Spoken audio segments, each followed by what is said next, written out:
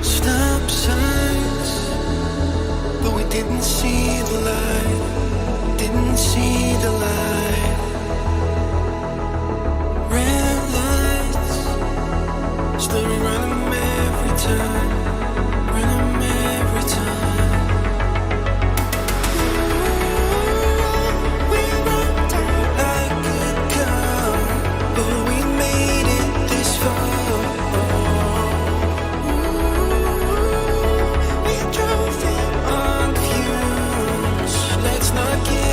Too soon, 'cause we can't make it work.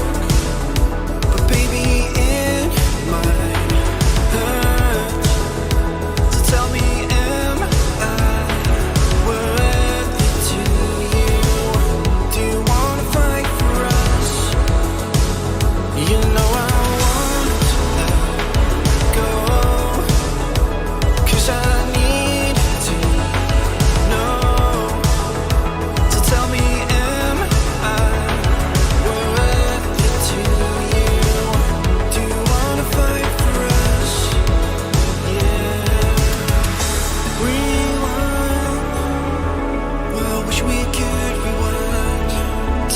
Back in time, we tried. I tell myself that every night, I say it every night. We broke down like good car, but we made it this far. We drove them on fumes. Let's not give up too soon.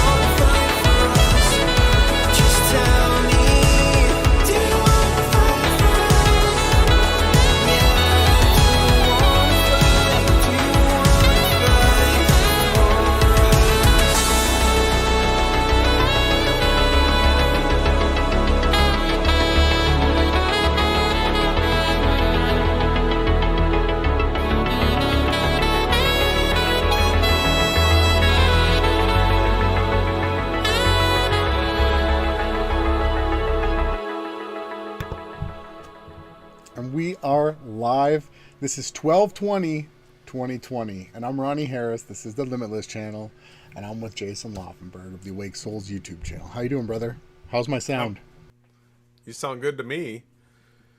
Your computer's wound up a little bit, but I I don't know, we're working with new graphics, and hopefully tonight you get the chance to enjoy some of these new graphics. We're going to show you a few new things tonight, and we're getting ready for 2021. So when we came out with the graphics that we're using right now, you know, the ones that you became familiar with, the cube, everybody, I hate to break it to you, but the cube is going away.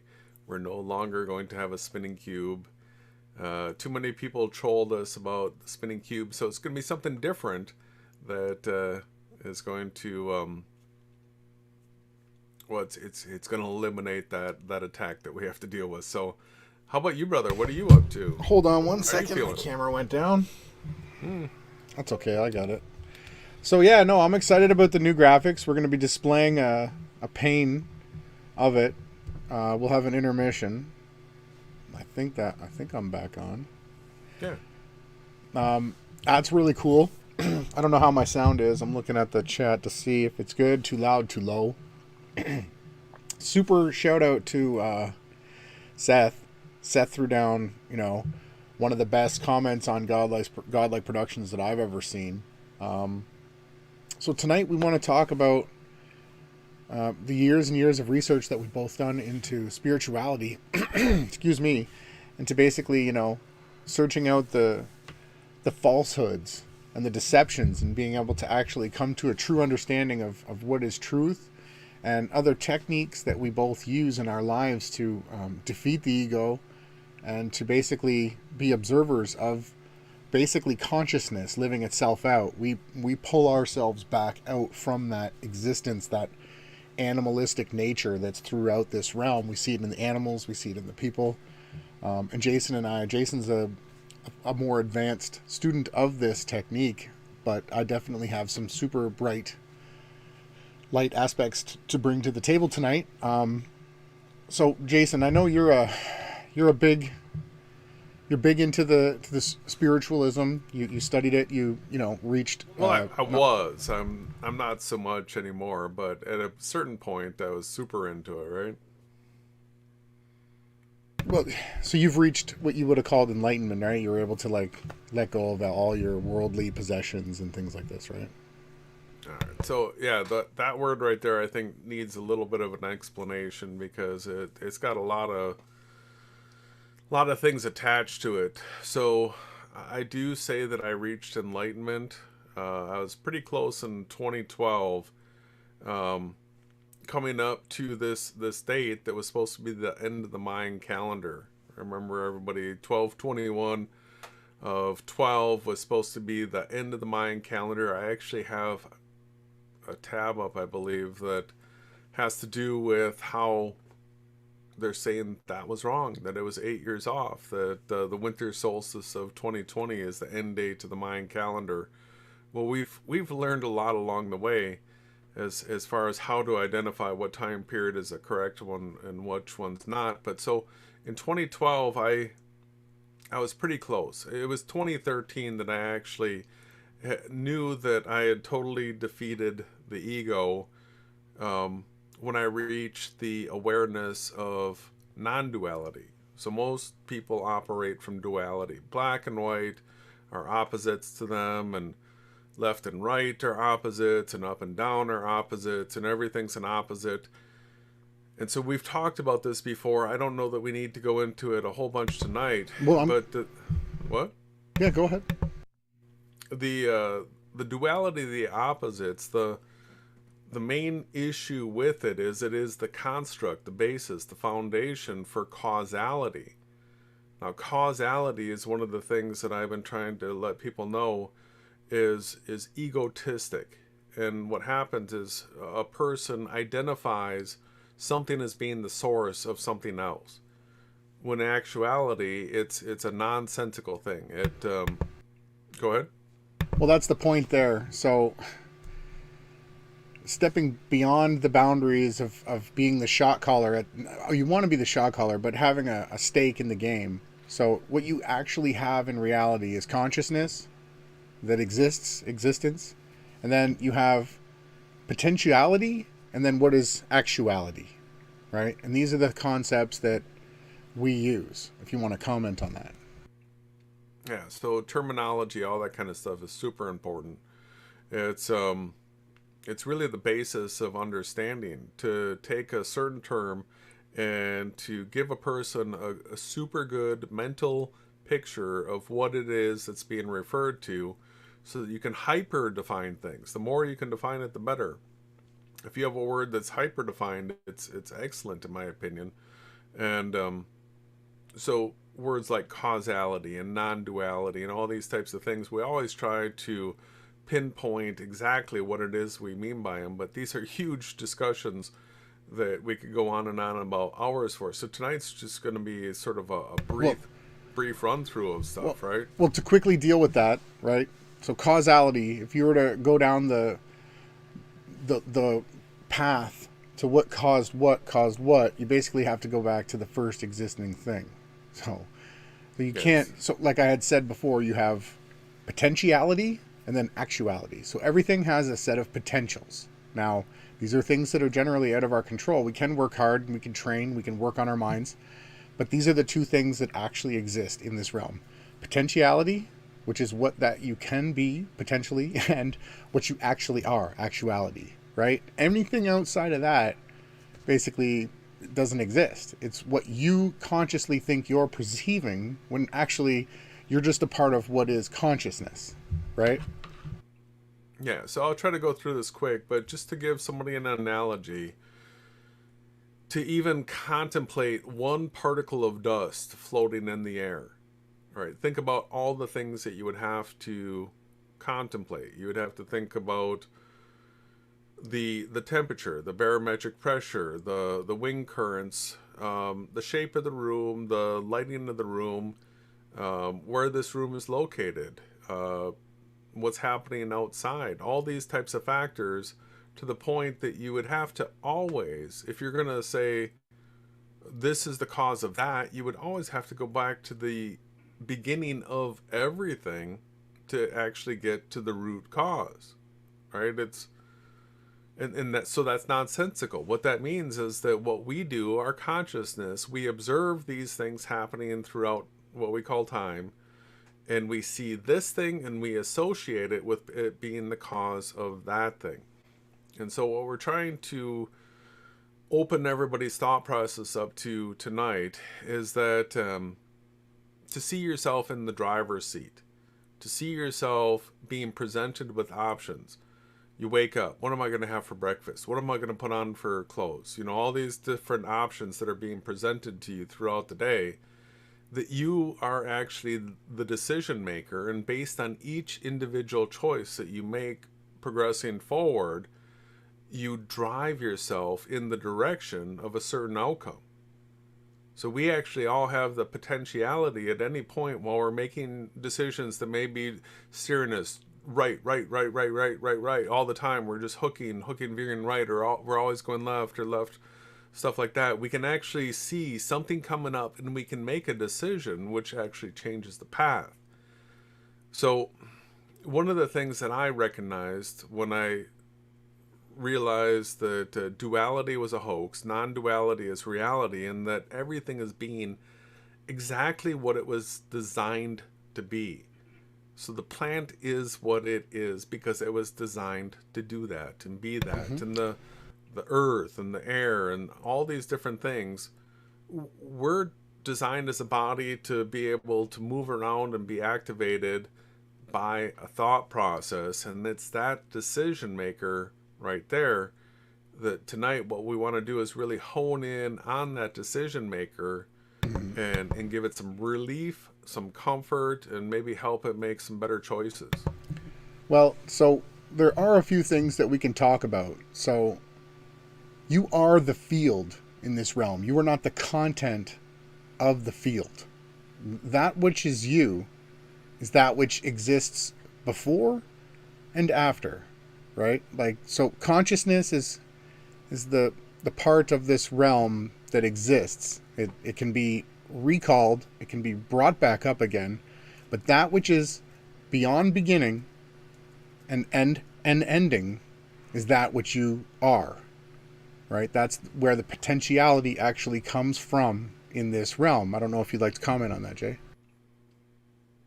I was just responding to a comment in the chat, but That which is beyond beginning and end, right? That is what we are. That's where we're made from. That's where our true self is. So most people that are participating in this realm are actually living inside of a body that they think exists, inside of a realm where they think there's rock and there's outer space, and they don't have any realization that that which is ego is basically nothing different than an island full of monkeys. The humans, basically, when you live inside your ego, which is, if you take a position on anything, let's say if it's cold outside and you think it's hot, or if you take a position with a personalized narcissistic type of approach to it, you're living inside of the ego. And the way that Jason and I work on pulling back from that is we look at it from a third person perspective, and we actually watch what are we going to do, how are we going to react to that, and then we sort of move forward with our decision making, knowing that, hey, we're pulled back here. We have multiple paths that we can go down, but again, the key part is, so the ego wants to be the decision maker. It wants to have that type of control, and what it does is it shortcuts good cognitive thought processes. And what it does to do that is it puffs up and becomes angry and has big tantrums and outbursts. All right, so that's one of the things that I want people to understand about the ego, is that if you're feeling the emotion, right? Feeling emotion, these are sensitive words. These are words about how it's not always rational, right? This is the type of stuff that comes from the heart, and it just seems to pop up and bubble forth so many times out of control, right? It just pours forth. And if you feel yourself experiencing anger, I can assure you right now that it's coming from something stemming in ego. All right, so the ego itself, what it's going to do is it's going to become infuriated by something. They did this to me, or this, I this. So if you're hearing the words I and me in your head while you're going through your thought process, pay attention to what it is I and me is asking for, and try to move yourself backwards out of your head and see it from a a third party perspective. Even watch the way the body's behaving. If it's like flailing around and pissed off and throwing the finger and wants to throw fisticuffs and all this kind of stuff, I can assure you that all of this is something that's coming from ego. And so once you recognize, right, that your ego is inflamed about something pissed it off, my recommendation is to identify what it is that pissed off your ego and figure out the quickest way that you can eliminate that thing from your life and never think about it again. All right, so part of breaking down the ego is just pay attention to what it is that you get pissed off about, and then see what position it's coming from, and you should start being able to identify some of the things that you need to change in your life. Yeah, that and the choices that you're making, they're a complete outcome of what cognitive function that you're dealing with, right? Again, so consciousness itself is beyond time and space and duration. Therefore, whatever lies there is retrievable now and always and forever. So that's another thing that one of the spiritual teachers that Jason and I have listened to and taken into account the types of teachings. So this consciousness, this existence of itself, is a collection of everything that's ever happened, because we continue to tell people that we're in some sort of simulation / realm, supernatural realm, and everything we do, everything we say, and all the choices that we make are being recorded, right? So, and we can call that consciousness. So therefore that I am is consciousness, but you yourself aren't that. You are something greater, more, right? You actually can step outside of the ego and the consciousness and watch the reality from a third perspective person. And when you can do that, you can therefore sometimes, not every time, I'm still working on how to be better at it myself, but you can make better choices. You can achieve things. So the thoughts that we hold in our mind, they generally manifest. Whether if we're thinking about cutting the grass, we have a lawnmower and gas, there's a good chance we're going to go outside. If there's grass that needs to be cut, we'll cut it. If you want to build something, if you want to love someone, if you want to be something, it comes from not the consciousness, but the field itself behind which is consciousness. That's where Jason and I are trying to bring you. We're trying to teach people that you can lift yourself up out of all pain, all fear, all doubt, any type of negative emotion. Now, it's a constant battle. Both of us are constantly working on it. We're not perfect, but we have found a way that we can get through any situation, really, with as little damage or negativity as possible. And so we're not talking about any sort of creepy, satanic, projecting of spirits type stuff. What we're talking about, so hopefully enough people can relate to current video games, things like Call of Duty, where you can see a person that's in a single person shooter, where you can be from the perspective where as you're moving through the screen, you see everything like it would be coming from your eyes. But within games like this, that you can actually move the camera to another position where you can sort of sit back behind the character and you can see their back as they're running around through the field. You'll see this in a lot of simulation type games, the airplane. You could be straight looking out, or you can be from the eyes where you can see the cockpit. You can look from the left wing, the right wing, down below, and all this kind of stuff. So what we're talking about is your consciousness is generally, you would consider it centered in your head. What we're talking about is a practice where you continue all the witnessing that you're doing, but you try to pull it back a little bit where you can sort of see behind yourself and you can see around the rest of the room. And now you're paying attention to yourself talking there, but you're also paying attention to everything else that's going on and sort of scanning the room. You're seeing the reactions of other people, seeing their body language, picking up on everything you possibly can from another perspective that's sort of like impartial to what you would consider the ego to be.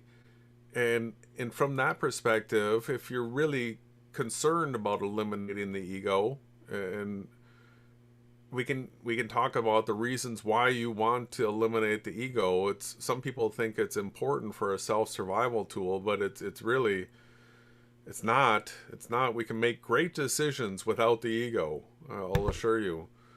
But so this perspective that we're talking about right now, there's nothing spooky type thing, but there are people that have had near-death experiences, that have had out-of-body experiences. There seems to be some credibility to people that have done remote views, and we know that That's what I was there's all going to sorts talk of about. sorceries and witchcrafts and all that kind of stuff. There's the reading of stones, and there's the reading of the stars, and all these types of things.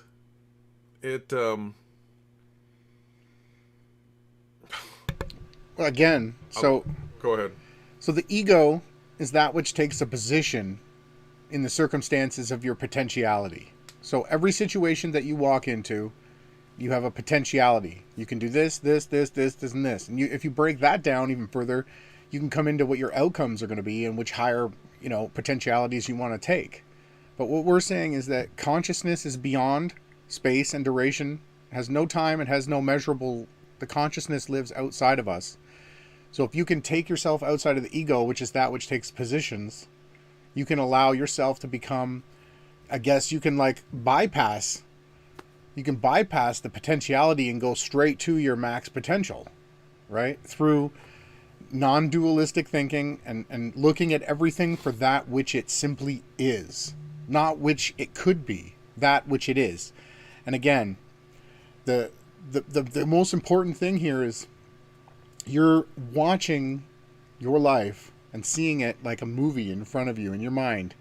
You're not being traumatized by the movie. You're seeing the movie. This is, and trust me, this takes a lot of practice, but you can do it like that fast. You can, like it says below here, 2 men from North America discover how to defeat the ego. all you do is you stop taking positions on things. You stop letting things hurt you. And it's super hard. I don't suggest that you literally go and control yourself, but you will be tested. You will challenged. You will be tested. It's all a test. So again, But so go ahead. yeah, I mean, a quick analogy for bypassing positions. Um, what we like to talk about are absolutes versus positionalities. So temperature wise, we can have an absolute that outside it's 72 degrees Fahrenheit, right? You can any scale, any thermometer out there, 72 degrees Fahrenheit. So everybody can take a positionality on that. Person can say that's way too cold, and a person can say that's way too warm, right? Those are simply positionalities when there is an absolute, the actual temperature. So for the person that's taken the position that 72 is way too warm, all right, they've set a hook in their spirit where once it reaches 72, they're going to start to feel trauma. The person that said it's too cold, they've set a hook in their spirit where they're going to start to feel trauma. So what we're recommending is to eliminate as many positionalities as you possibly can. That's not to say that you can eliminate all. Some positionalities Yeah. are super important, right? Yeah, we so this realm, this existence is basically learning how to overcome these things, and they do it through repetition and practice. Or you can just absolutely just have your mind blown and realize that you're just watching a movie and that you can pull yourself out of it and try to steer it in a better direction. So everything has its potentiality and its actuality. And so let's go to like what would be some of the more techniques that we can give people, just really basic level. Well, somebody in the chat's talking about astral projection, and these are not techniques that we recommend. No. Right. So the things like astral projection and remote viewing and stuff like that, these are definitely techniques that we do not recommend. We don't recommend near-death experiences. No. Now, OBEs are something that come unbidden. It's not even something that you can premeditate. So Well, I can take it up a real quick notch. Here's the fear of death gone. We can take that right away. At the moment of death, you won't know. You won't feel that you're dying. You'll be looking back on your body as you were already out of it. If you can feel your body, let's say you were going to get shot and die. yeah. You don't feel the bullet going through your head. You're already outside the body. And these are things that you can sort of back up with some scripture, but that's going to take a serious search to find some stuff like that and some stretching. But the truth is that there's absolutely nothing to fear. We are all born and we all die. And the truth of it is, because I contemplated this as a young child, almost like before I was a teenager, existence. Just that I knew I was alive. I knew that I recognized something about this place, whether it had been because I had been watching it as I grew up. But I understood that I existed and therefore I will always exist. Right? So if you have that level of consciousness outside of the ego, if you understand that you're like, whether you're struggling, whether, it seems to be a lot of people are struggling, Nobody's just like, everything's perfect, But if you can pull yourself back and realize that you're in a sort of game, the world's a stage. Everything's being filmed and everything's being recorded. All your choices matter. And everyone's far from perfect. We're in a crazy time, man. Like, sin is just rampant. There's those that say they're Christians, and then there's, it's... Oh yeah, well, everything. They're pushing the Overton window on all the grotesque sexual topics, all the grotesque violence topics. Look, everything that you could possibly take to the max, they're doing it. They're pushing it all the way. So I wanted to check again because I just had a couple of cliff notes that I had jotted down because some of these things are super important to continue to drill into people's minds. Again, we are the field. We're not the ego inside of the consciousness. We are the field that the consciousness is able to perceive. So your senses, your eyes, your smell, all of those things are just like parts of a car, right? For your spirit, your consciousness. This is where the connection is. And what we can derive from this realm is the things that are in your heart proceedeth out your mouth, right? So the things that you love and hold in your heart, you speak, whether if it's negativity, hate, all these different things, they come from your heart, right? So that's why what Jason's saying, to keep control of the ego. So if you're concentrating on those words coming out of your mouth, like if you hear yourself saying like bad things or cursing, or I don't mean like saying the odd F-bomb or S-bomb or whatever you want to say. If you're thinking that you want to harm somebody and you're like lashing out type stuff, there's something going on in the ego. Right? Yeah. It got pissed off. It's hurt. It got its butt hurt about something. Well, that's the ego is definitely, and it's super hard. It's super hard to destroy the ego, right? Like, it takes practice, it takes strength, it takes testing. But see, that's the thing. I think that this realm, this game, the simulation that we're in was set up so that we could have these challenges, because if you don't go through those tests, if you don't have that challenge, was it really worth it? Now, Jason and I might have different schools of thought. Maybe I like triple overtime, last second of the period, score the goal. Jason might like, 1 minute left, knee down to the victory, where you dominated it. There was no competition, right?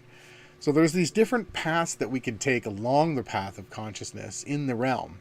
So some of the techniques, again, taking yourself outside of the situation and looking at it as a third-person perspective, seeing the answers, seeing your choices, seeing the paths that you make, and really dissecting it. It takes a lot of thought and a lot of rendering.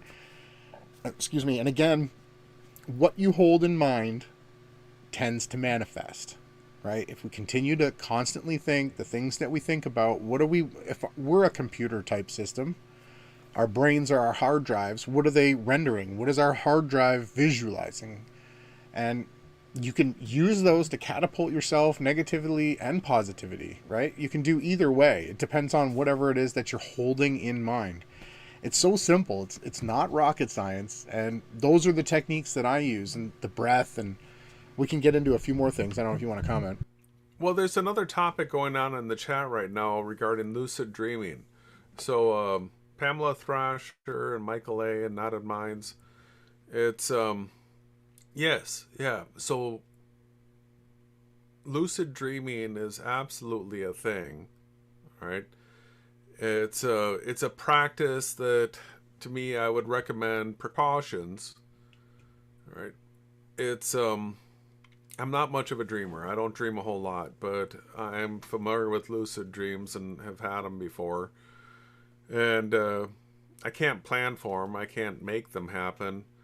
But they tend to happen when I sort of am getting up in the morning, but then do that doze off again. And I'm just in that in-between zone right there. And I've learned to identify those types of lucid dreams and actually participate in them. And I haven't run into any issues, but I've listened to a whole bunch of spiritual teachers on the topic. And if you're doing a whole bunch of practices to get yourself into the lucid dream, I just recommend lots of spiritual awareness as to the entities that you encounter, and just practice safety, because we don't really know who the spirits are that we encounter in these types of things. Mm-hmm. And you got something to say about lucid dreaming, brother?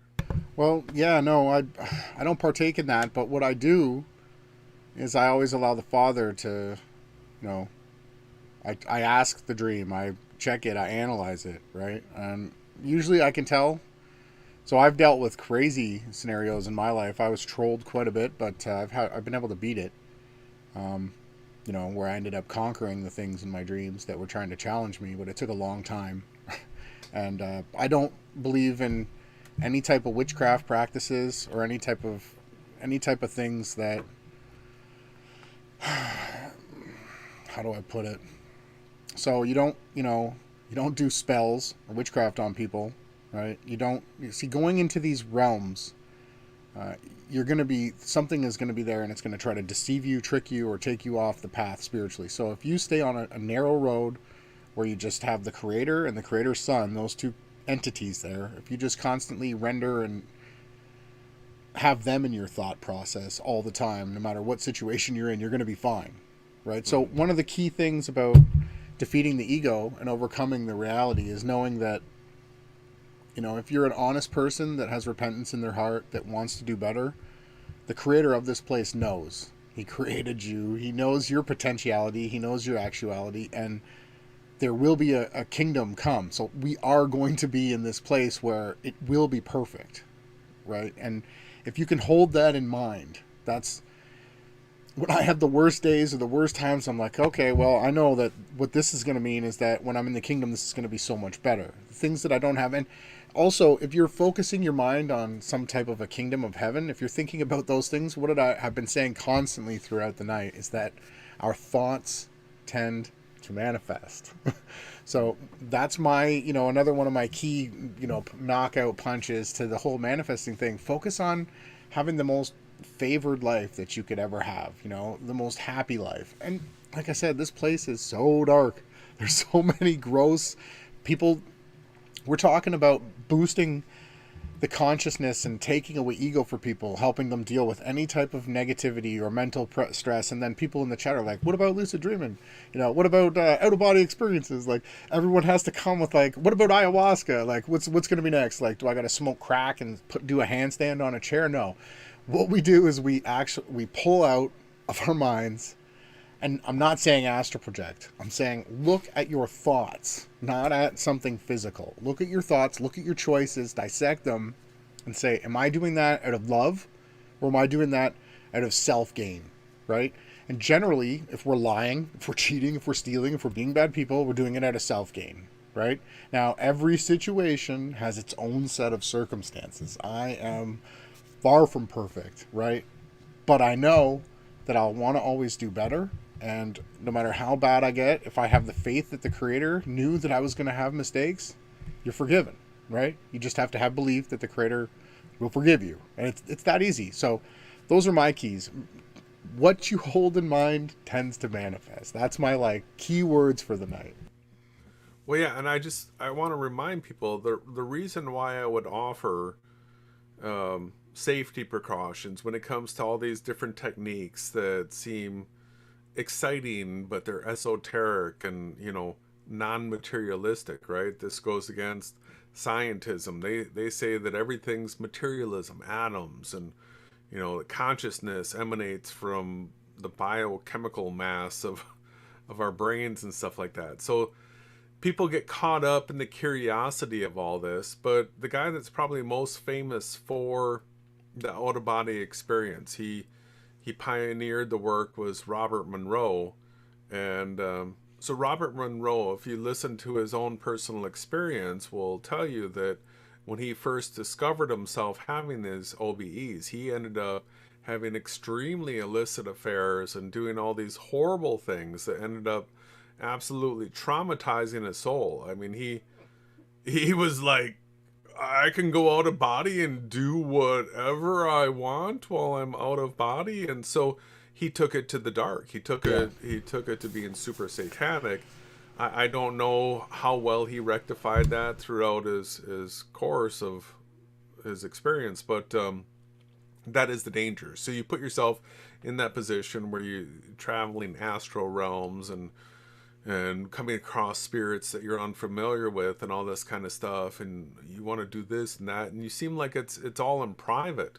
But like Ronnie said earlier, we know that we're in this simulation-like realm, that everything's being recorded. We know that the government's recording us, just like this live stream, our cell phones, the refrigerator, the TV, all these things are all recording itself. Well, guess what? We're actually inside a construct that is a layer more technologically advanced of that, or supernatural in spiritual terms. So everything's being recorded. You don't have a place where you can go do evil and nobody's going to know, right? So the scriptures say, for the evil person, go ahead, go out there, do and be more evil, be evil or whatever. But for the person that's righteous in heart, be ye therefore righteous, and do righteous things. right? Exactly. And there you nailed the hammer, you nailed it right on the head of the nail. Righteousness is something that you gain through humbling. I can't believe I'm tongue tied here. Being righteous is the most one of the like key components to being able to super boost yourself out of any situation. If you always look for the honest path, it should become second nature. It actually says in the scriptures that the creator, he just codes it in you. All of a sudden, you're like, I want to be righteous, right? And these are the types of lives that, again, we're going to have in the kingdom. So if we can manifest those things now, the sooner the better. So your choices, understanding the ego inside yourself is what it takes positions on things. It feels cheated, slanted, slighted, because you can really break down anything and say that everyone that operates out of the ego is a slave to it. Therefore, forgive them, right? And if you study the scriptures, and I'm just, giving you another perspective on how I can speak those words, they still mean the same thing that the Son of the Creator said as he was dying. Forgive the people. They know not what they do, because they're operating under the ego, right? They don't know what they're doing. That's right. But if you yourself have been lifted up into the light of truth, that is that you are the field itself, not the character inside the body and the consciousness inside this realm. You're actually above that. You're able to do anything in this reality. And, I just find it so valuable to me. I've literally, since I started these types of thoughts, these types of manifesting, my life has completely changed. It's gone from, there's still bumps in the road, but I'm literally a witness and an example of everything that we're discussing right now. And I can walk you through the path of what I've gone through, literally, right? And Jason has been a great teacher and a leader, and someone that I've worked with and gone through these processes with. And I'm just really excited to say that everyone on the other side of the screen, you're all going to manifest the same thing as me and Jason, and you're already doing it, each and every one of you guys, the people even in the future that are hearing this. So defeating the ego, right? Operating from a third person perspective, giving yourself, that's another problem that I always had, because I'm super quick. I want to answer really fast.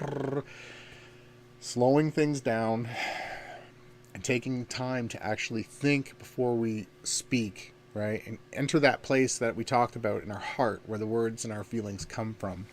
That's my advice to everyone on the other side of the screen. Defeat the ego. Everything is how it is, and your potentiality can be your actuality. And your potentiality can, I don't even know how to put it. I'm lost for words. You can skyrocket them. You can go limitless, right? You be limitless potentiality is what I'm trying to say. Yeah, so I recommend people paying attention and setting a keyword filter within their mind to actually type these words, visually see them, go click, click, click, click, click. You're going to burn these words into your mind. It's real simple, and me. Real simple. Those three letters, I and me. So that every single time as you're thinking or as you're speaking, if you hear the word I or me, be operating from that perspective that's just a little bit farther out, and try to make a quick assertion as to whether or not this is an essential word to be used right now. Does this have to do with any sort of boasting, or does this have to do with any sort of slight? Because if you know what's coming, right? Because you're sort of back here and you got an idea of what this body might say soon. If it's coming from boasting or slight, check yourself real quick.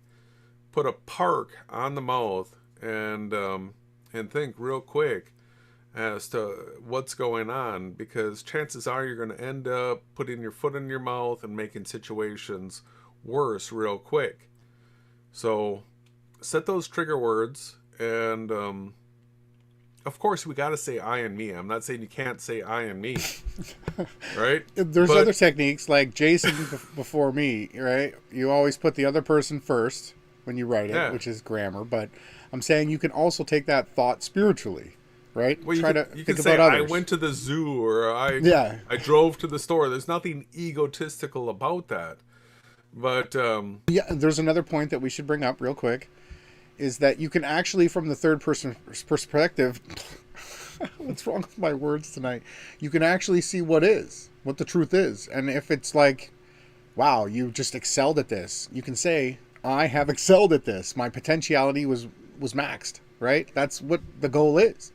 So, and that doesn't come from a place of boasting. It is what it is. Everything is what it is, and it was made to be, to do, right? It's just, how well are you going to let your potentiality go to its actual height? You're the choice.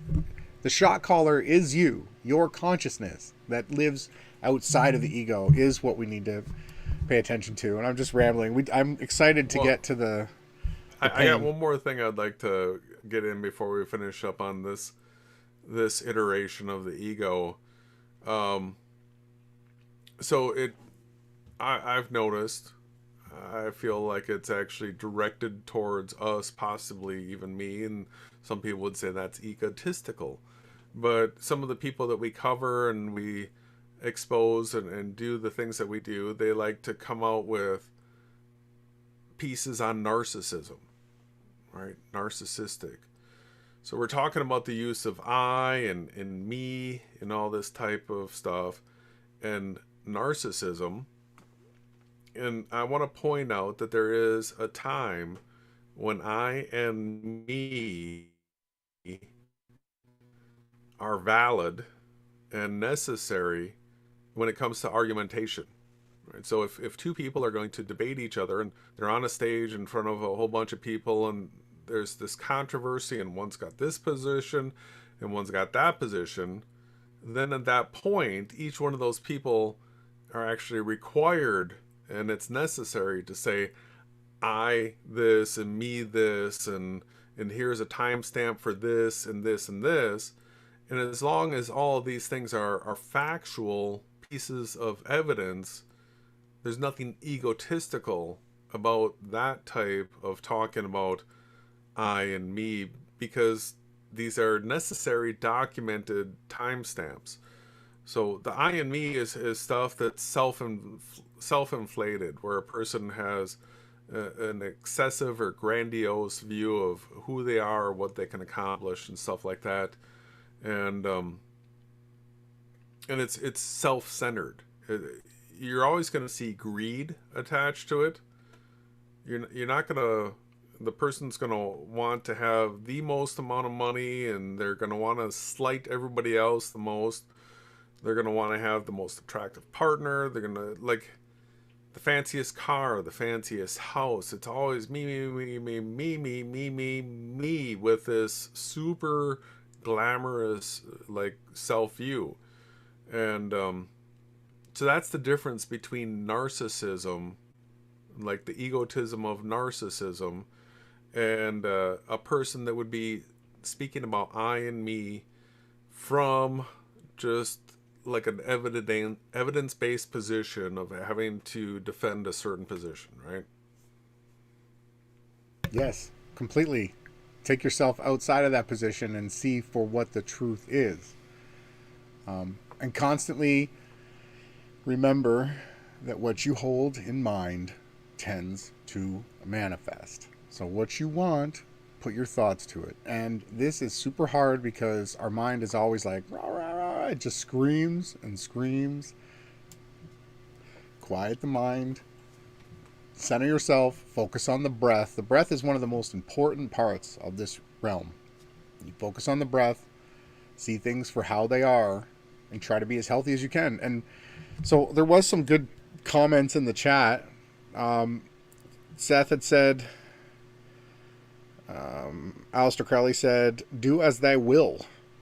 We who walk in the light do not live like that. No, what we aim to do is to walk in the Father's will, right? That's the do as his will is, right? The Father's will, which is of righteousness. There's no negativity in the Father, right? That's why we know the kingdom that we manifest in our minds is one of perfection and righteousness. Everyone loves everyone. Everyone is honest and just. Every weight is just. If there's a dealings of trade, like everything is going to be perfect, right?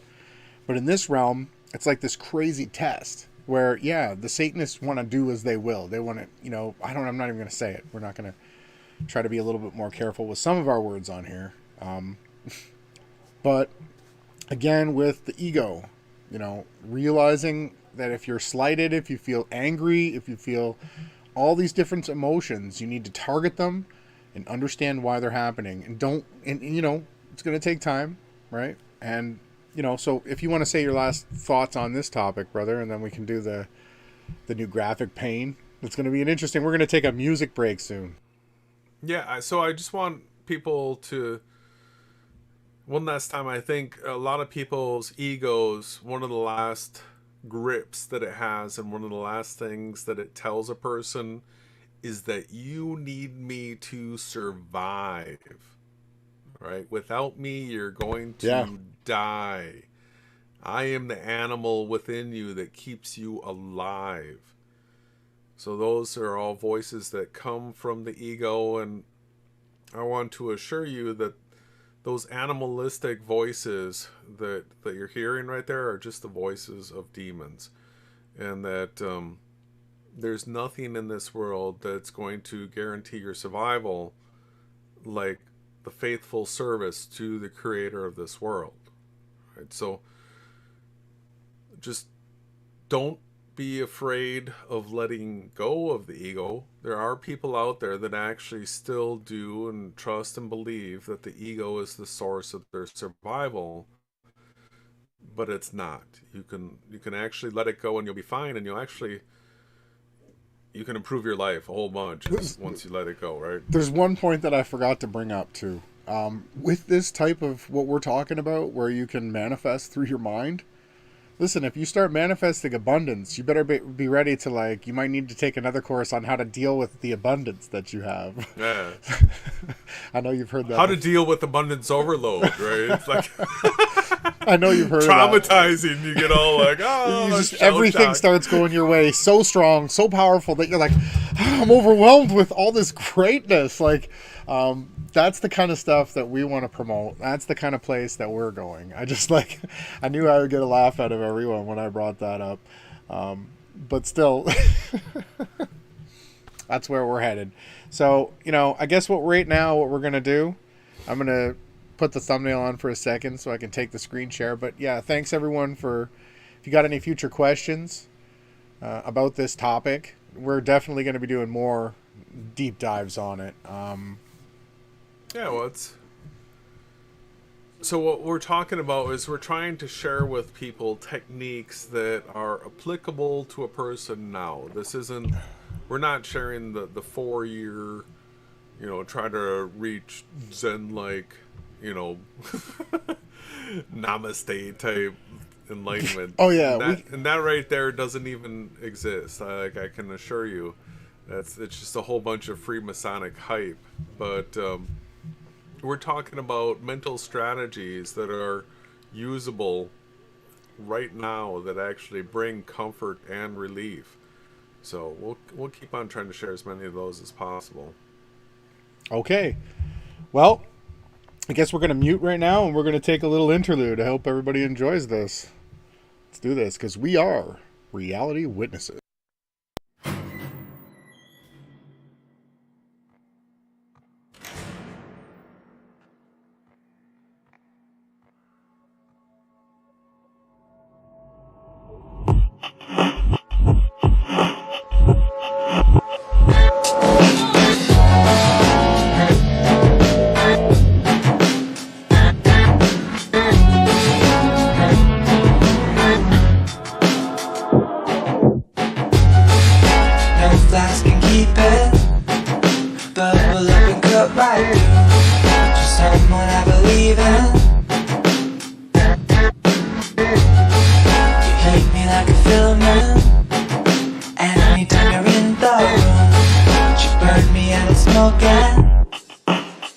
I just wanted you to watch me dissolve slowly in a pool of your love. I don't even know how the chemistry works when your rules are kicking in the dirt, kicking in the sand and stirring up trouble.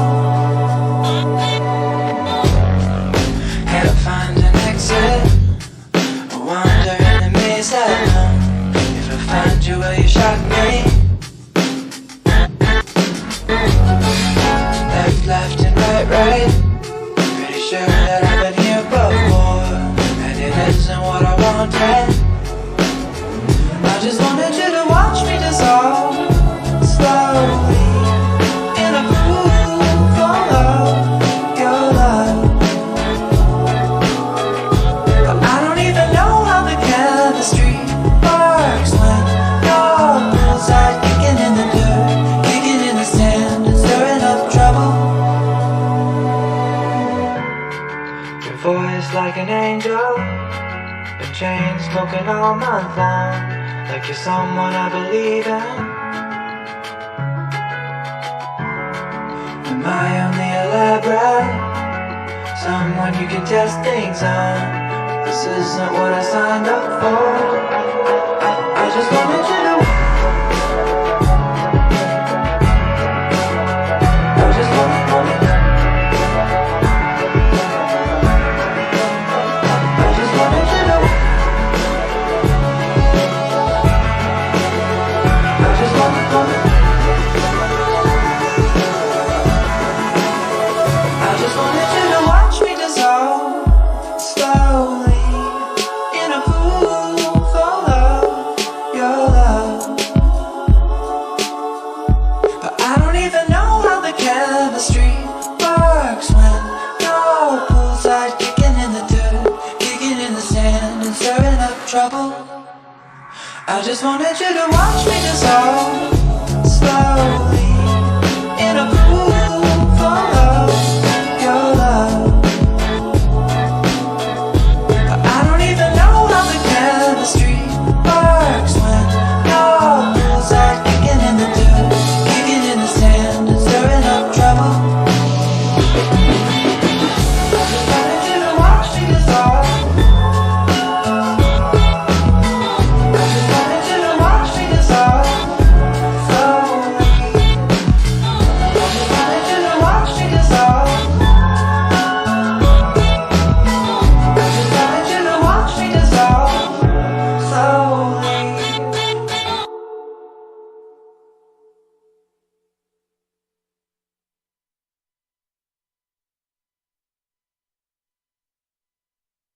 And there you have the interlude. I hope everyone enjoyed that. Again, that's some graphic work by Jason. And the song was Dissolve. I'll leave it in the comment section below. I thought that was great. So what we were just displaying was one section of what's going to be a spinning or morphing in and out of rectangle. So we've been constantly told that the square, the spinning cube that we have is satanic because some stupid Ashkenazi guy made a statue of it or something.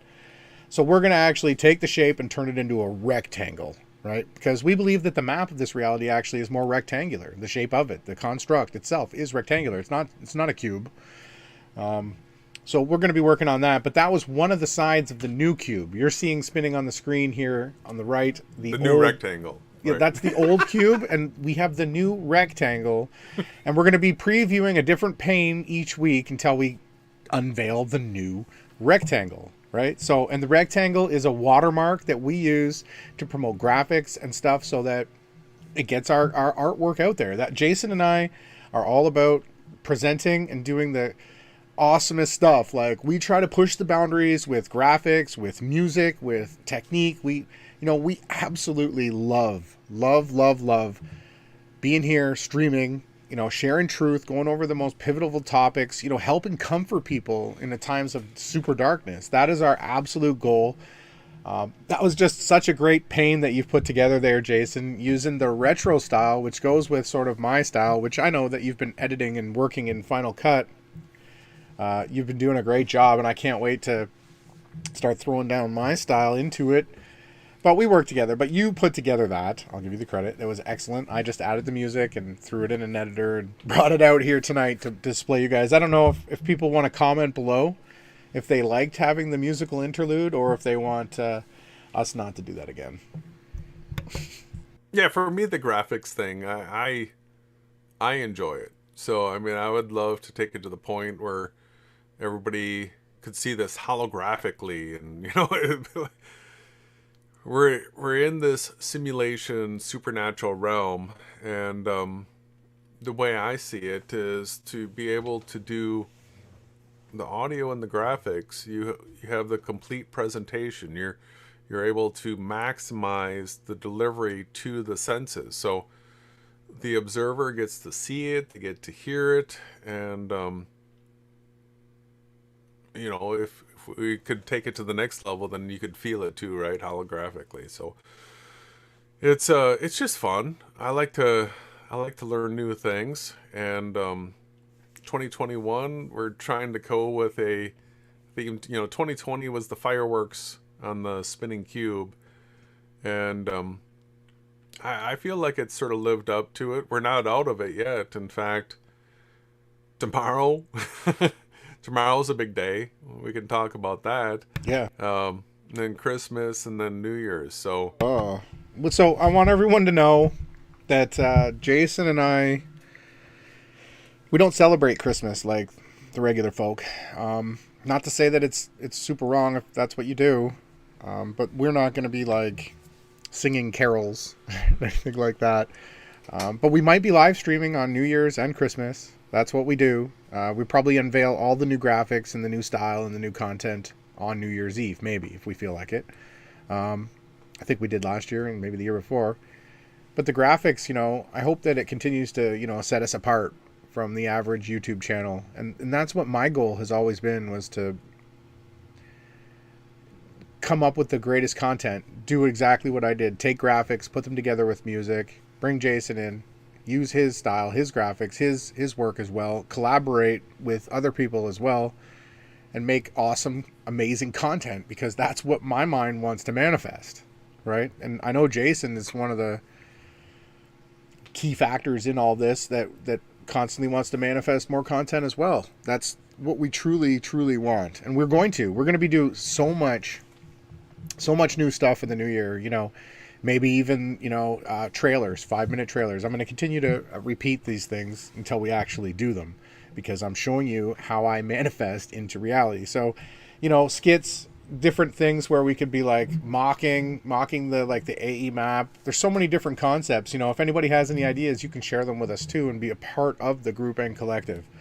But so tonight we're also going to be getting into some other stuff. I don't know who wants to go first. I think you said you did, Jay, if you wanted to start with the Book of Psalms. Just to switch it up. Go ahead. One more. Seth Jordan said, "This is the first year I won't be celebrating Christ Mass. My kids aren't happy."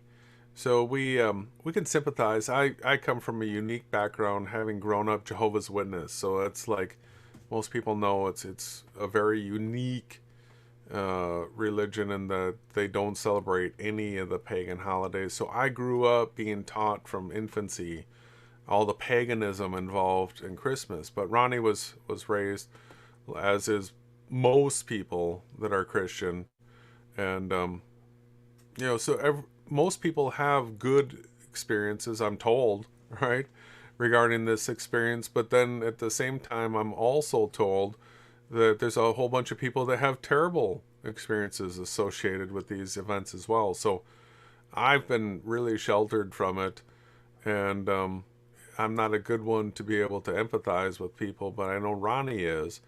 And so he's familiar with having good Christmas experiences. Yeah, totally. Right? Again, when we talk about everything, it's out of the selflessness, right? When you're operating, so the bad ones are all out of selfishness, and the good times have been out of selflessness, like sharing meals, serving other people, making people laugh, smile, whatever it is, hug. These are the times that you can do it, right? Generally up north, it's cold. So you'd want to, be shacked up with someone that you love, and you visit your family. There's nothing pagan about that, okay? Now, I have learned that, cutting down a tree and killing it, it's, no different than killing an animal. A tree has its own type of consciousness and its own job to do. So why would we do that just for the holidays, right? So, and it's also sort of like setting up an idol in your living room, and then the kids worship it because you put the toys get put under it. All this type of stuff. Santa Claus being, this real character that flies with reindeer through the sky. This type of nonsense that you teach your children actually scars them, right? It's super bad.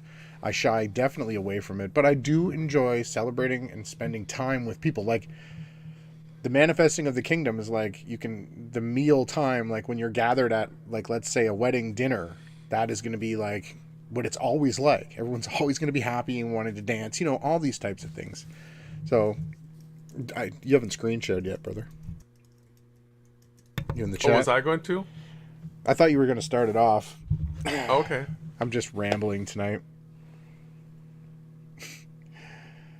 So. Second, let me get ready. No problem. Yeah, and again, thanks for everybody for checking it out tonight. Super thankful that there was like 45 people in here. That's awesome. We love each and every one of you.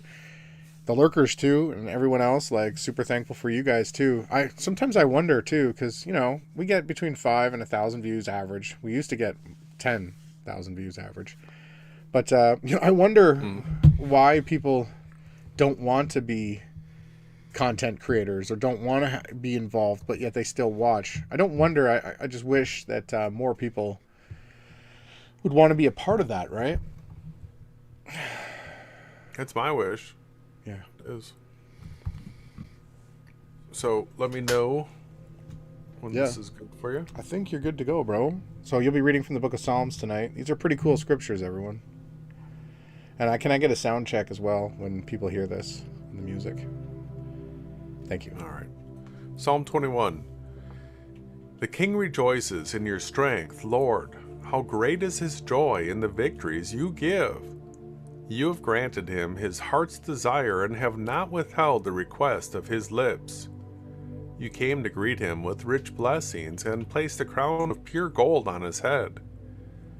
He asked you for life, and you gave it to him, length of days, forever and ever. Through the victories you gave, his glory is great. You have bestowed on him splendor and majesty.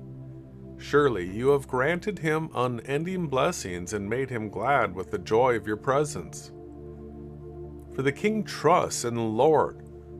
Through the unfailing love of the Most High, he will not be shaken. Your hand will lay hold on all your enemies. Your right hand will seize your foes. When you appear for battle, you will burn them up as a blazing furnace. The Lord will swallow them up in his wrath, and his fire will consume them. You will destroy their descendants from the earth, their prosperity from mankind.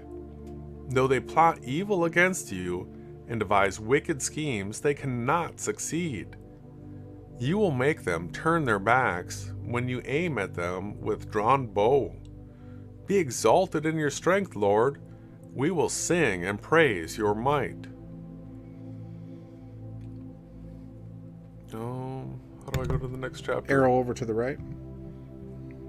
There it is.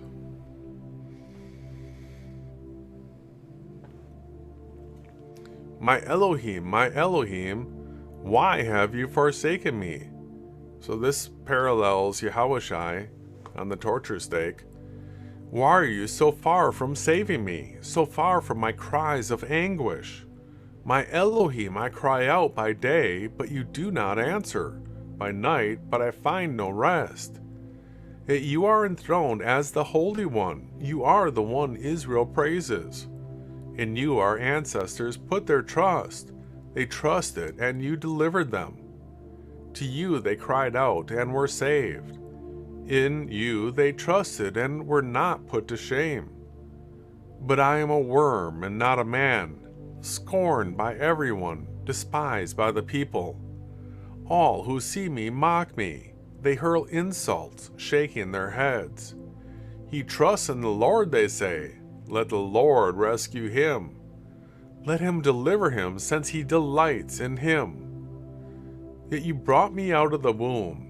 You made me trust in you, even at my mother's breast. From birth I was cast on you. From my mother's womb you have been my Elohim. Do not be far from me, for trouble is near, and there is no one to help. Many bulls surround me, strong bulls of Bashan encircle me. Roaring lions that tear their prey open their mouths wide against me. I am poured out like water, and all my bones are out of joint. My heart is turned to wax, it is melted within me. My mouth is dried up like a potsherd, and my tongue sticks to the roof of my mouth, and you lay me in the dust of death. Dogs surround me, a pack of villains encircles me. They pierce my hands and my feet. All my bones are on display, people stare and gloat over me. They divide my clothes among them and cast lots for my garment. But you, Lord, do not be far from me. You are my strength. Come quickly to help me. Deliver me from the sword, my precious life from the power of the dogs. Rescue me from the mouth of the lions. Save me from the horns of the wild oxen. I will declare your name, everybody, your name. I guarantee you it didn't start with a J.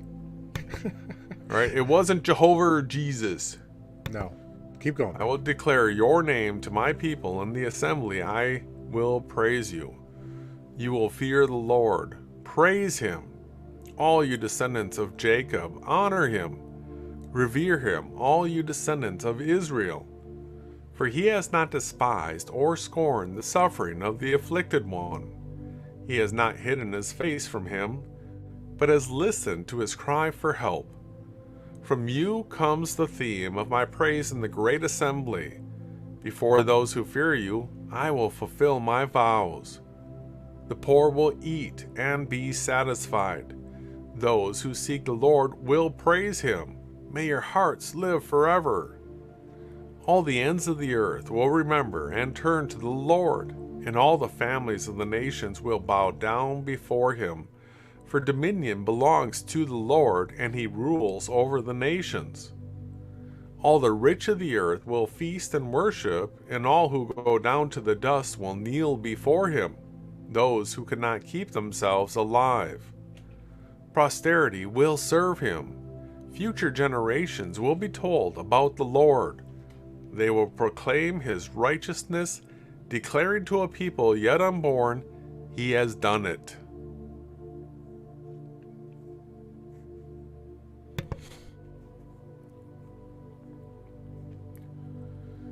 The Lord is my shepherd, I lack nothing. He makes me lie down in green pastures. He leads me beside quiet waters. He refreshes my soul. He guides me along the right paths for his name's sake. Even though I walk through the darkest valley, I will fear no evil, for you are with me. Your rod and your staff, they comfort me. You prepare a table before me in the presence of my enemies. You anoint my head with oil. My cup overflows. Surely your goodness and love will follow me all the days of my life, and I will dwell in the house of the Lord forever. That's a good one right there. That's a key psalm. If anybody wants to know, that's Psalm 23. That's a good one. I can do one more. Okay. The earth of the Lord's. The earth is the Lord's, and everything in it, the world, and all who live in it. For he founded it on the seas and established it on the waters.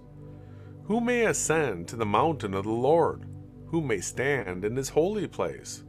The one who has clean hands and a pure heart, who does not trust in an idol or swear by a false god.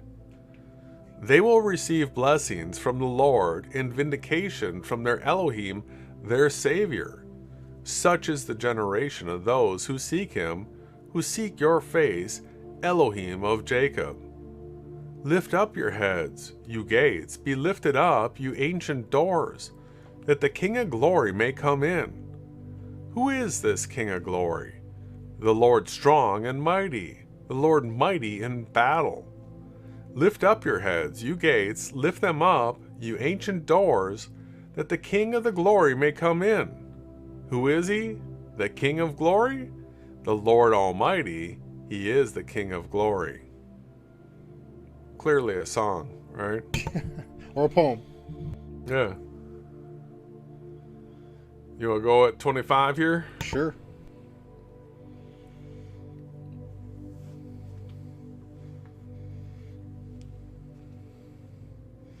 My screen share, everybody. Jason's got to mute. Okay. Oh, I gotta hide this control. Sorry.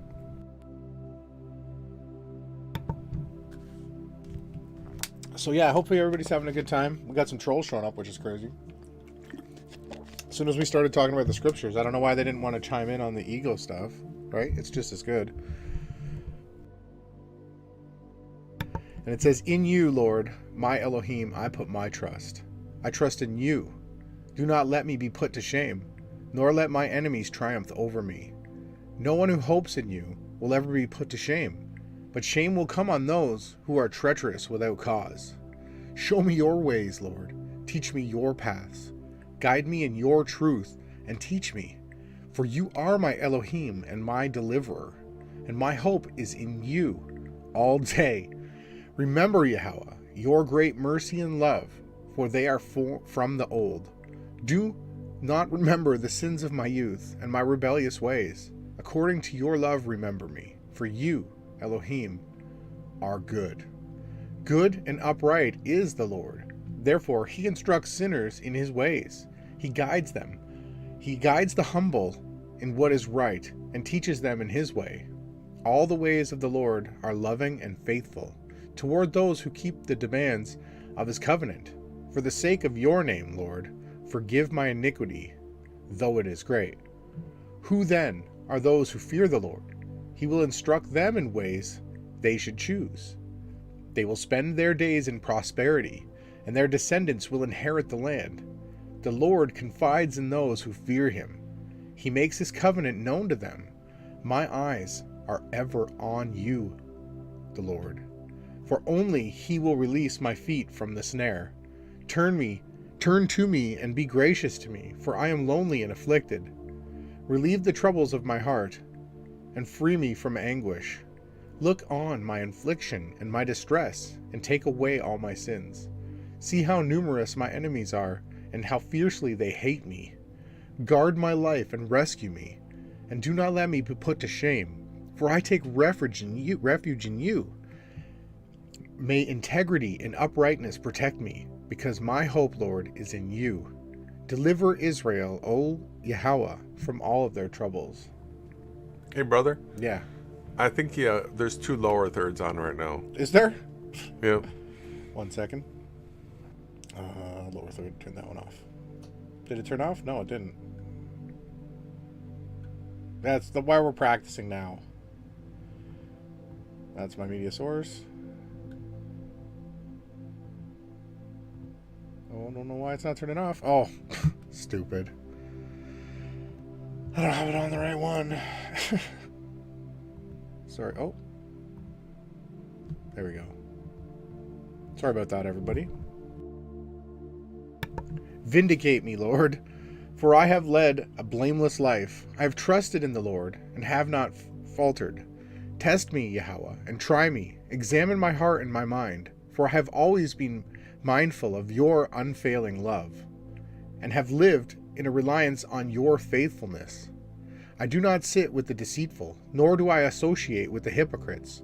I abhor the assembly of the evildoers and refuse to sit with the wicked. I wash my hands in innocence and go about your altar, Yahweh, proclaiming aloud your praise and telling all your wonderful deeds. Lord, I love the house where you live, the place where your glory dwells. Do not take away my soul along with the sinners, my life with those who are bloodthirsty, and whose hands are the wicked schemes, whose right hands are full of bribes. I lead a blameless life. Deliver me and be merciful unto me. My feet stand on level ground. Ooh, flat earth. Just kidding. Oh, no, actually, but in the great congregation, I will praise the Lord. The Lord is my light and my salvation. Whom shall I fear? The Lord is the stronghold of my life. Of whom shall I be afraid? When the wicked advance against me to devour me, it is my enemies and my foes who will stumble and fall. Though an army besiege me, my heart will not fear. Though war break out against me, even then I will be confident. One thing I ask from the Lord, this only do I seek, that I may dwell in the house of the Lord all the days of my life, to gaze on the beauty of the Lord, and to seek him in his temple. For in the day of trouble he will keep me safe in his dwelling. He will hide me in the shelter of his sacred tent, and set me high upon a rock. Then my head will be exalted above the enemies who surround me. At his sacred tent I will sacrifice with shouts of joy. I will sing and make music to the Lord. Hear my voice when I call.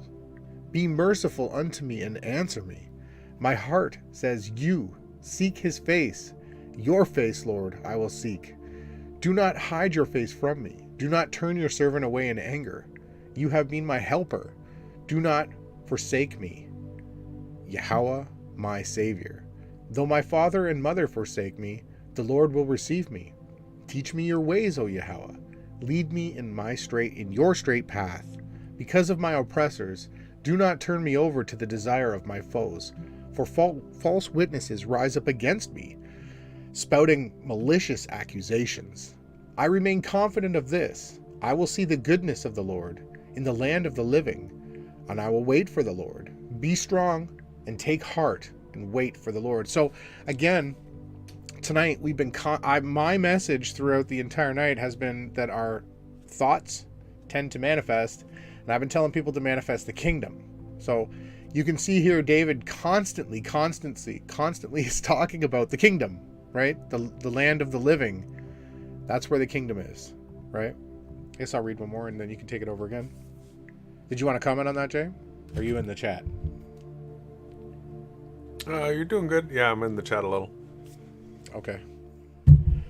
To you, Lord, I call. You are my rock. Do not turn a deaf ear to me, for if you remain silent, I will be like those who go down to the pit.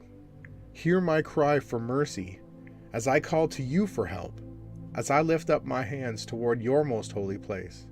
Do not drag me away with the wicked, with those who do evil, who speak cordially with their neighbors, but harbor malice in their hearts. Repay them for their deeds and for their evil work. Repay them for what their hands have done, and bring back on them what they deserve. Because they have no regard for the deeds of the Lord, and what his hands have done. He will tear them down and never build them up again. Praise be to the Lord, for he has heard my cry for mercy. The Lord is my strength and my shield.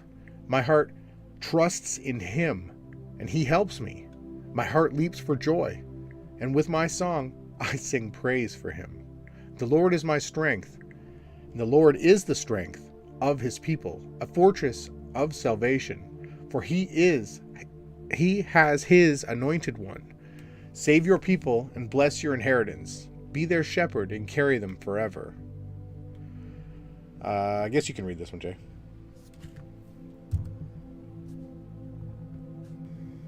Going to 29. I think, yeah.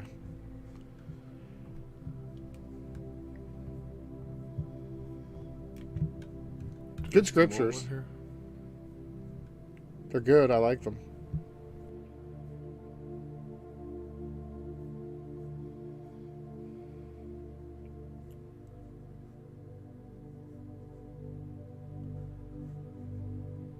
All right.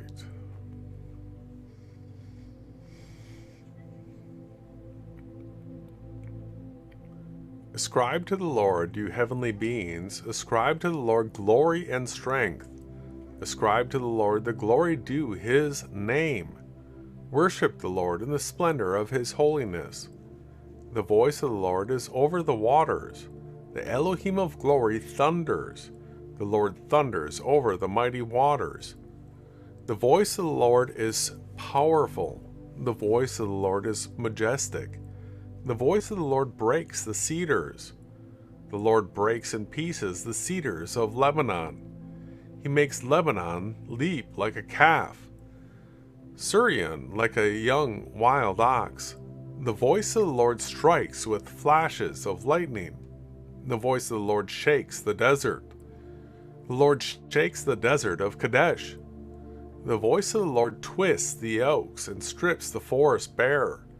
And in his temple all cry, Glory! The Lord sits enthroned over the flood. The Lord is enthroned as king forever. The Lord gives strength to his people. The Lord blesses his people with peace.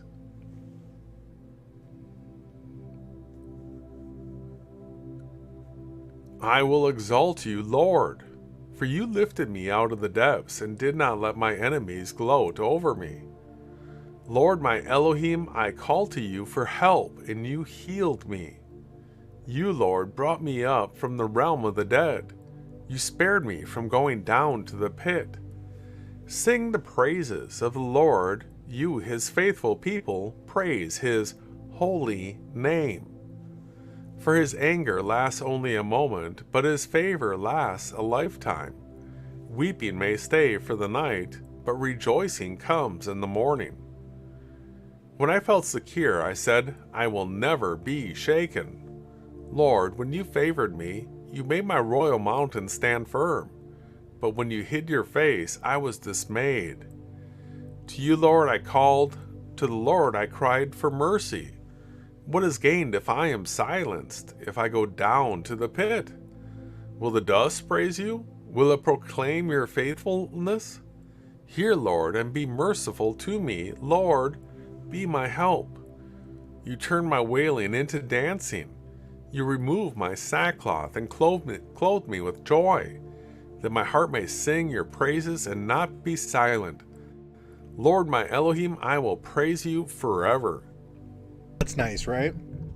Yeah. It's like, I don't think you can write more, poetic, and it's really well done. In you, Lord, I have taken refuge. Let me never be put to shame. Deliver me in your righteousness. Turn your ear to me. Come quickly to my rescue.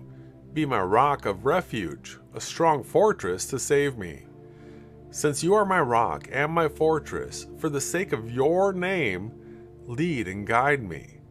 Keep me free from the trap that is set for me, for you are my refuge. Into your hands I commit my spirit. Deliver me, Lord, my faithful Elohim. I hate those who cling to worthless idols. As for me, I trust in the Lord. I will be glad and rejoice in your love, for you saw my affliction and knew the anguish of my soul. You have not given me into the hands of the enemy, but have set my feet in a spacious place. Be merciful to me, Lord, for I am in distress. My eyes grow weak with sorrow, my soul and body with grief. My life is consumed by anguish, and my years by groaning.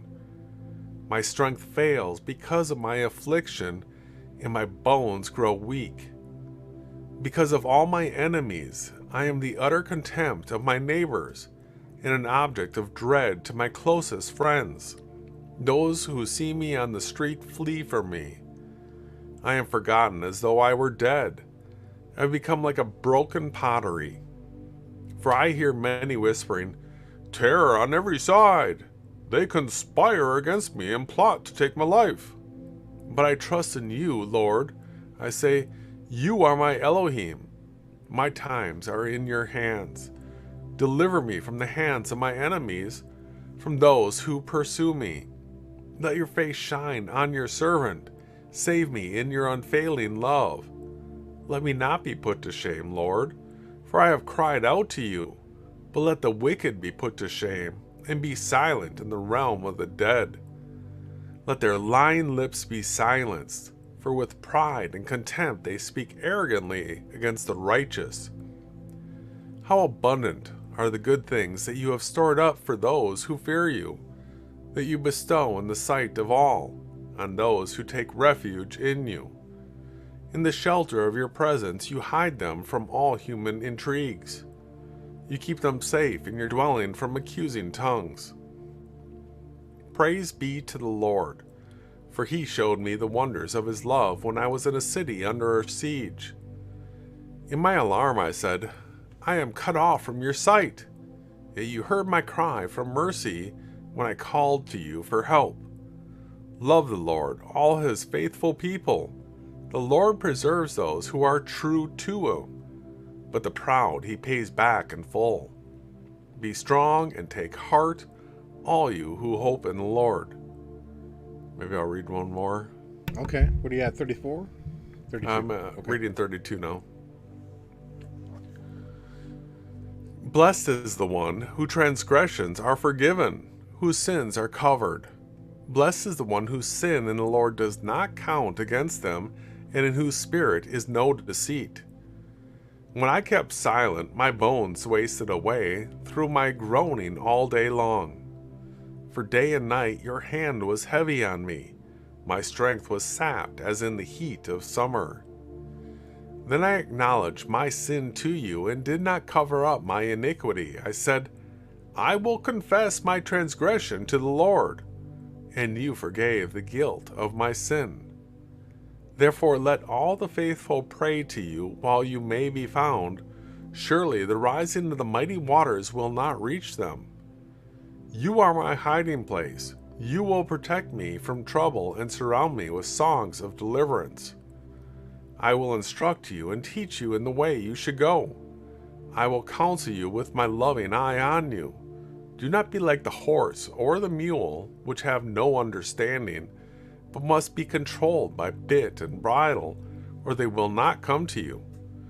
Many are the woes of the wicked, but the Lord's unfailing love surrounds the one who trusts in him. Rejoice in the Lord, and be glad, you righteous. Sing, all you who are upright in heart. Sing, right? Sing out with joy of heart. That remember that one song? Sing by the swing. But yeah, no, I'm not gonna sing right now. But it is good to do. It's very freeing and it's fun, right? Let's keep going here. Read a bit more. I will extol the Lord at all times. His praise will always be upon my lips. I will glory in the Lord. Let the afflicted hear and rejoice. Glorify the Lord with me. Let us exalt his name together, which is Yahweh and his son Yahushai. I sought the Lord, and he answered me. He delivered me from all my fears. Those who look to him are radiant. Their faces are never covered with shame. This poor man called, and the Lord heard him. He saved him out of his troubles. The angel of the Lord encamps around those who fear him, and he delivers them. Taste and see the Lord is good. Blessed is the one who takes refuge in him. Fear the Lord, you his holy people. For those who fear him lack nothing. The loins may grow weak and hungry, but those who seek the Lord lack no good thing. Come, my children, listen to me. I will teach you the fear of the Lord. Whoever of you loves life and desires to see many good days, keep your tongue from evil and your lips from telling lies. Turn from evil and do good. Seek peace and pursue it.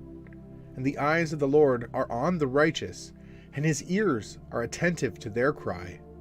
But the face of the Lord is against those who do evil, to blot out their name from the earth. The righteous cry out, and the Lord hears them, and he delivers them from all of their troubles. The Lord is close to the brokenhearted, and saves those who are crushed in spirit. The righteous person may have many troubles, but the Lord delivers him from them all. He protects all his bones. Not one of them will be broken. Evil will slay the wicked. The foes of the righteous will be condemned. The Lord will rescue his servants, and no one who takes refuge in him will be condemned. So, whoa, there was so many big things that were said here. This right here was a scripture about Yahushai, because when Yahushai literally means delivers, right? So Yahweh delivers is basically like saying Yahushai right here, right? This is Yahweh is Lord, and Shai is delivers. Yahweh Shai, just so people know. He delivers them from all.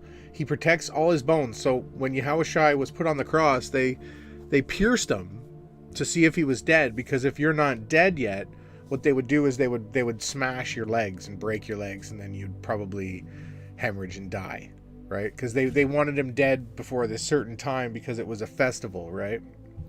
So there's that.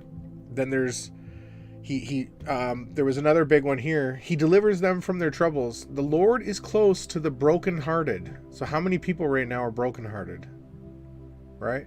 How many people are crushed in the spirit right now? You know, how many? So many. But the Lord, he's right there with them. You're never alone. He's always there. That's, people need to know that. These scriptures are actually almost going right hand in hand with everything that we've been talking about. Through what we hold in mind tends to manifest. And if we think of the kingdom, like David's saying in these books, these stories, these psalms, That's what he's thinking about. And he's giving great thanks to the Creator, even though he's encircled by armies. And he's like, I'm not afraid of you. I see what the Father, the Creator, has around you guys, right? They're outnumbered now. They're surrounded, but you just can't see it. It says here, contend, Lord, with those who contend with me. Fight against those who fight against me. Take up shield and armor. Arise and come to my aid. Brandish spear and javelin against those who pursue me. Say to me, I am your salvation. May those who seek my life be disgraced and be put to shame. May those who plot to ruin me be turned back in dismay. May they be like chaff before the wind, with the angel of the Lord driving them away. May their path be dark and slippery, with the angel of the Lord pursuing them. Since they hid their net for me without cause, and without cause dug a pit for me, may ruin overtake them by surprise. May the net they hid entangle them. May they fall into the pit to their ruin. Then my soul will rejoice in the Lord and delight in his salvation. My whole being will exclaim, who is like you, Lord? You rescue the poor from those too strong for them, the poor and the needy from those who rob them. Ruthless witnesses come forward. They question me on things I know nothing about. They repay me evil for good and leave me like a... What's that word? Sorry. A brevard? Yet when they were ill, I put on sackcloth and humbled myself with fasting. Does that say bravard? Bereaved. Bereaved, thank you. I know what bereaved means. I should have got that one. Yet when they were ill, I put on sackcloth and humbled myself with fasting. When my prayers returned to me unanswered, I went about mourning as though for my friend or brother. I bowed my head in grief as though weeping for my mother. But when I stumbled, they gathered in glee. Assailants gathered against me without knowledge. They slandered me without ceasing. Like the ungodly, they maliciously mocked and gnashed their teeth at me. How long, Lord, will you look on? Rescue me from their ravages, my precious life from those lions. I will give you thanks in great assembly. Among the strongs I will praise you. Throngs, do not let those gloat over me, who are mine enemies without cause. Do not let those who hate me without reason maliciously wink the eye.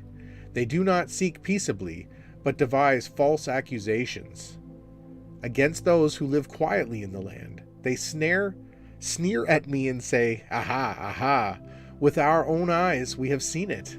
Lord, you have seen this. Do not be silent. Do not be far from me, Lord.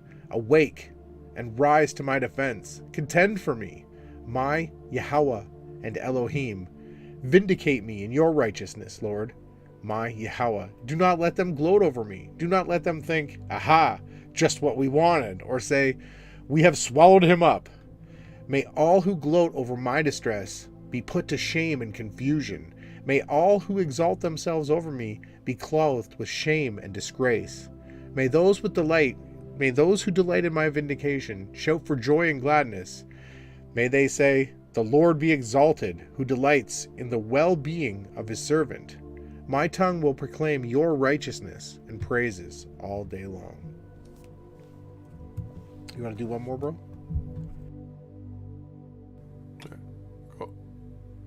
What? Are you doing one more, or do you want me to? Yeah, you can read one more section, and then it's almost that time. Okay. Were you in the chat? We're at 36. 36. Correct.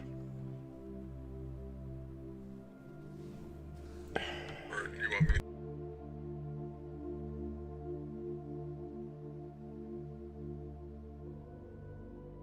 Yeah, that was also great scriptures as well. I don't know if people heard,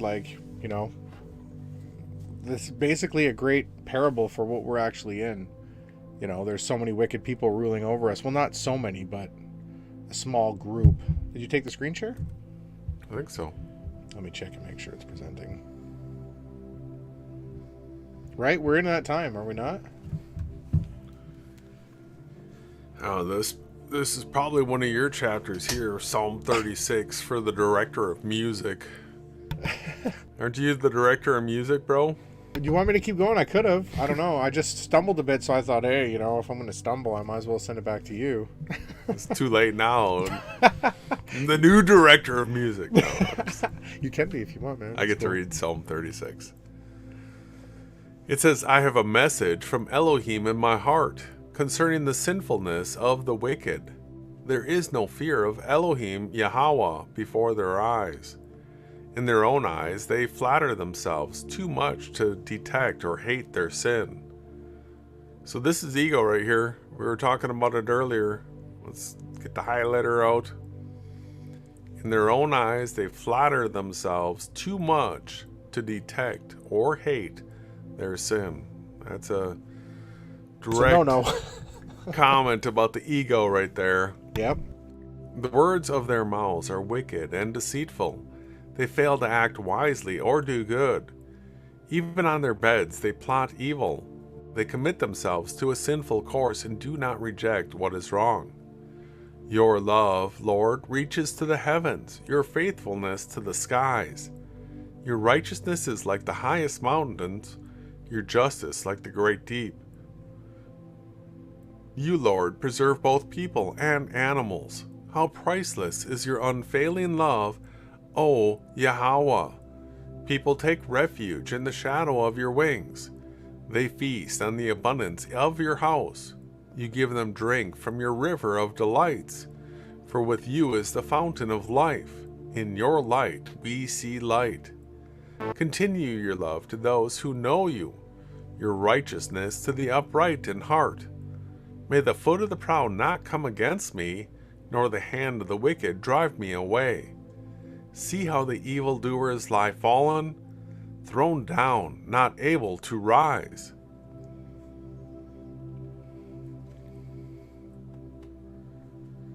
Do not fret because of those who are evil, or be envious to those who do wrong. For like the grass they will soon wither, like green plants they will soon die away. Trust in the Lord and do good. Dwell in the land and enjoy safe pasture. Take delight in the Lord, and he will give you the desires of your heart. Commit your way to the Lord and trust in him, and he will do this. He will make your righteous reward shine like the dawn, your vindication like the noonday sun. Be still before the Lord, and wait patiently for him. Do not fret when people succeed in their ways, when they carry out their wicked schemes. Refrain from anger and turn from wrath. Once again, the anger thing. If you're noticing anger, there's a high likelihood if you seek out the source of it, it's coming from ego. All right, so refrain from anger, and turn from wrath. Do not fret, it leads only to evil. For those who are evil will be destroyed, but those who hope in the Lord will inherit the land. A little while, and the wicked will be no more. Though you look for them, they will not be found. But the meek will inherit the land, and enjoy peace and prosperity. The wicked plot against the righteous, and gnash their teeth at them. But the Lord laughs at the wicked, for he knows their day is coming.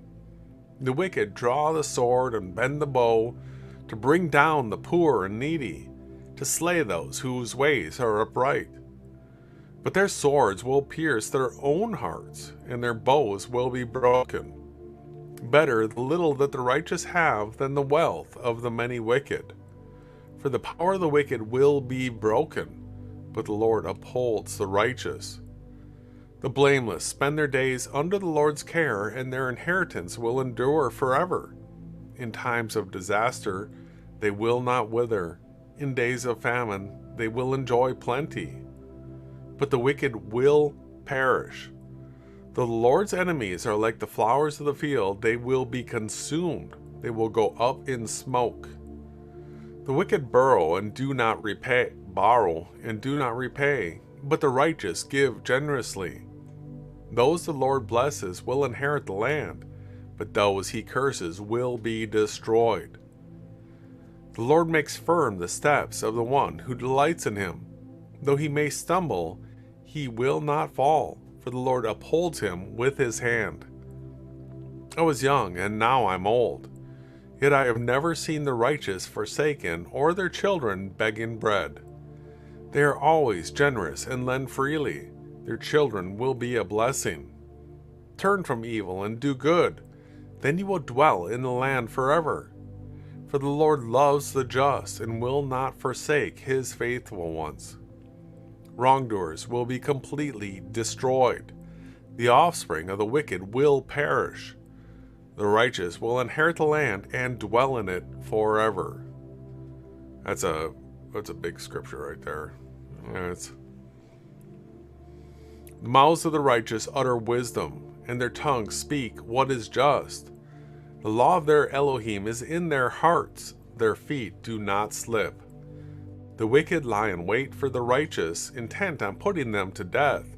But the Lord will not leave them in the power of the wicked, or let them be condemned when brought to trial. Hope in the Lord and keep his way. He will exalt you to inherit the land. When the wicked are destroyed, you will see it. I have seen a wicked and ruthless man flourishing like a luxuriant native tree, but he soon passes away and was no more. Though I looked for him, he could not be found. Consider the blameless, observe the upright. A future awaits those who seek peace, but all sinners will be destroyed. There will be no future for the wicked. The salvation of the righteous comes from the Lord. He is their stronghold in time of trouble. The Lord helps them and delivers them. He delivers them from the wicked and saves them because they take refuge in him. I think that's a perfect ending scripture for tonight, brother. I think that was really well read, and the points like that, the righteous will inherit the land forever. That doesn't mean that they're going to inherit you're going to live for a little while. It's a limitless ending, right? Limitless. What storybooks have that, right? Which other, faith-based communities teach that, right? Who is able to bring you out of the ego and then show you scriptures that talk about the exact same things? Who are the people that you're rendering and manifesting in your mind, right? That's the choices that we need to make. So again, super fun night tonight. Hopefully people enjoyed it. If you got something out of the content, you can hit like, leave a comment, share the video somewhere. But we're going to try to catch the alignment tomorrow night. It happens just after sunset. I believe we could start filming it between, 7:30 and 8:30. So we might do a small stream just to document it, but we're definitely going to be filming it for, other purposes. Prosperity's sake, right? Prosperity's sake. But, thank you, Jason, for tonight. I thought it was a great time. Thank you, everyone in the chat. Thank you, all the lurkers. I'll give you the last words, bro. Yeah, enjoy the show tomorrow night, everybody. I guess this is a once-in-a-lifetime type event. It hasn't happened like this for 794 years, so we're going to check it out. We hope you all check it out. We hope this means something significant. We've got this, we've got Christmas and New Year's coming up. So everybody, keep your eyes to the skies. Look up. See you soon. All glory to Yahweh and Yahushai. Weapons are a cannon fire. Its hands raised like a gospel choir. If we live forever, let us live forever tonight.